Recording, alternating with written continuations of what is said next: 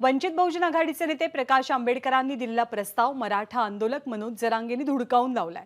मनोज जरांगेंनी आपल्या आरक्षणाचं वेगळं ताट घ्यावं असं वक्तव्य वंचित बहुजन आघाडीचे नेते प्रकाश आंबेडकर यांनी नांदेडमधल्या ओबीसी मेळाव्यात केलेलं होतं।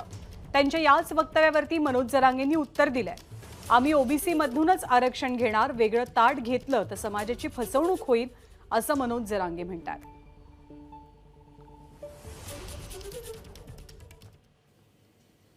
त्या जरांगे पाटलाच्या निमित्तानं असणारं नवीन नेतृत्व येणार असेल तर त्याला आपण असणारं स्वागत केलं पाहिजे, पण त्याला असणारं सांगितलं पाहिजे, बाबा रे आमच्या ताटामध्ये येऊ नको।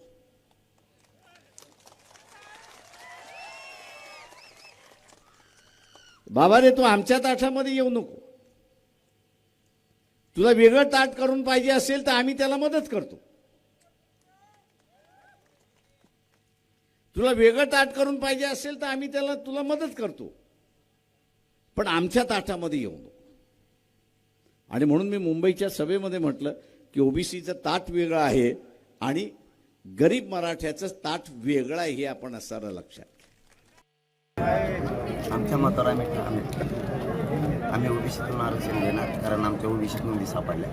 त्यामुळे ओबीसीत नोंदी सापडलेल्या असताना वेगळं घेणं म्हणजे स्वतःच्याच लोकांना फसवल्यासारखं। कारण ज्यांच्या नोंदी 50-50, 60-60 लाख सापडले, हा मराठा समाज आरक्षण आहे, त्याला ते हक्काचं ओबीसीचं आरक्षण सोडून दुसरं ताट देणं म्हणजे समाजाची फसवणूक। एबीपी माझा, उघडा डोळे बघा नीट।